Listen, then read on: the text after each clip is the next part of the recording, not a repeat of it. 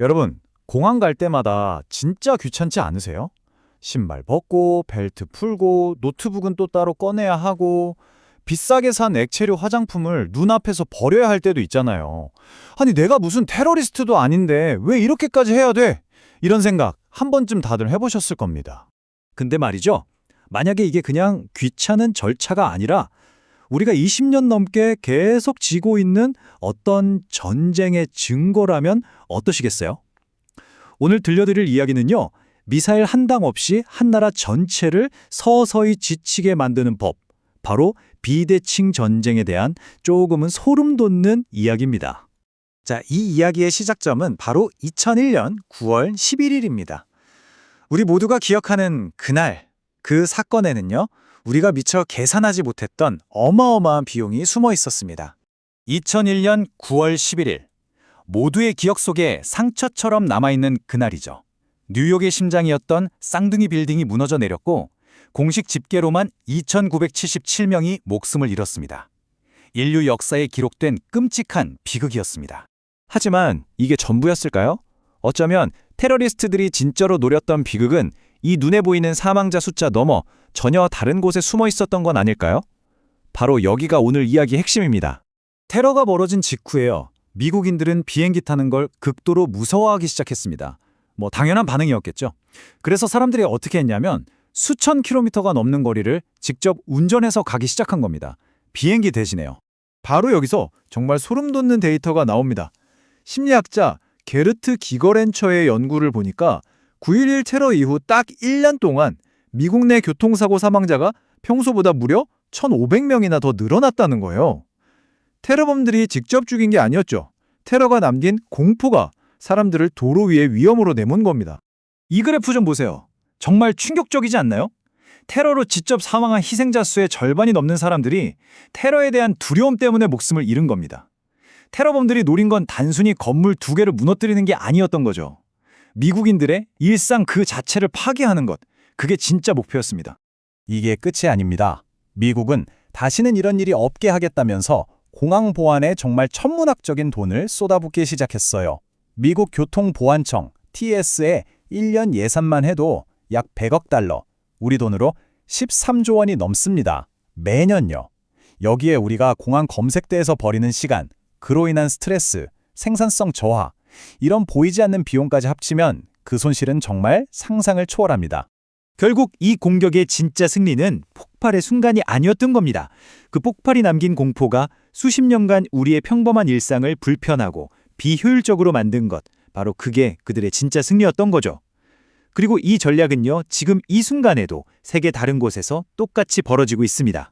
자, 이제 시선을 현재로 돌려서 중동의 심장부로 한번 가보겠습니다. 중동의 뉴욕이라고 불리는 두바이. 이곳이 바로 비대칭 전쟁의 새로운 격전지가 되고 있습니다. 지도에서 보시는 이곳이 바로 호르무즈 해협입니다. 전 세계 석유가 지나다니는 길목이에요. 그야말로 세계 경제의 목줄을 쥐고 있는 곳이죠. 그런데 이란이 바로 이곳을 새로운 전쟁터로 삼고 있는 겁니다. 이란도 잘 알아요. 미국이랑 정면으로 싸우면 이길 수 없다는 걸요. 그래서 다른 방법을 씁니다. 호르무즈 해협에서 긴장감을 조성하는 거죠. 미사일 한 발 슬쩍 보여주는 것만으로도 전 세계 유가는 춤을 춥니다. 특히 이게 두바이에게는 정말 치명적이에요. 두바이는 위험하다, 이 인식이 퍼지는 순간 안전한 금융 허브라는 브랜드 가치는 순식간에 날아가 버리거든요. 우리나라의 코리아 리스크처럼 두바이 리스크라는 말이 생겨나는 겁니다. 그래서 지금 UAE가 어떻게 하고 있냐면요. 다급해지니까 한국에 와서 천궁, 비호복합 같은 최첨단 방어 무기들을 엄청나게 사들이고 있습니다. 이건 단순히 군사력을 키우려는 게 아니에요. 전 세계 투자자들을 향해서 제발 믿어주세요. 우리는 안전합니다. 라고 외치는 자신들의 브랜드를 지키기 위한 처절한 몸부림인 셈이죠. 9.11 테러와 지금의 두바이 상황, 이 두 가지 사례를 꿰뚫는 하나의 키워드가 있습니다. 바로 비대칭 전쟁의 진짜 목표가 무엇인지를 보여주죠. 비대칭 전쟁. 이건 힘으로 정면 승부하는 게 아닙니다. 대신 상대 사회의 가장 약한 고리, 그러니까 민간 시스템이나 대중의 심리, 경제 같은 곳을 콕 집어서 공격하는 거예요. 최소한의 비용으로 최대한의 고통을 주는 아주 교활하고 지독한 전략입니다. 이들의 전략은 아주 명확합니다. 군사기지가 아니라 공항을 노리고요. 군인이 아니라 바로 우리 같은 민간인을 노립니다. 직접적인 파괴가 아니라 만성적인 고통을 목표로 삼는 거죠. 안 해도 될 검색을 하게 만들고 기름값을 올려서 우리를 한숨 쉬게 만들고 결국 핵심은 우리의 일상을 좌절스럽고 피곤하게 만드는 겁니다. 그렇다면 이런 종류의 전쟁에서 이기는 방법은 대체 뭘까요? 어쩌면 우리는 승리라는 개념 자체를 완전히 다시 생각해야 하는지도 모릅니다. 적의 벙커 하나를 멋지게 폭파시키는 거 통쾌할 수 있겠죠. 하지만 그 대가로 우리 같은 평범한 사람들이 수십 년 동안 공항 검색대에서 신발을 벗고 주유소에서 오른 기름값에 가슴을 졸여야 한다면 과연 그걸 이긴 전쟁이라고 할 수 있을까요? 이 문장 하나가 모든 걸 말해주는 것 같습니다. 물리적인 충돌이 끝났다고 전쟁이 끝난 게 아니라는 거죠. 어쩌면 적이 항복하고 물러난 바로 그날부터 우리의 일상 속으로 파고드는 진짜 전쟁이 시작되는 건지도 모릅니다. 다음에 여러분이 공항에서 신발을 벗으실 때 아마 오늘 제가 한 이야기가 문득 생각날지도 모릅니다.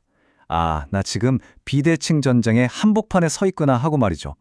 여러분 눈앞의 그 상황이 과연 우리를 지키기 위한 보안 절차일까요?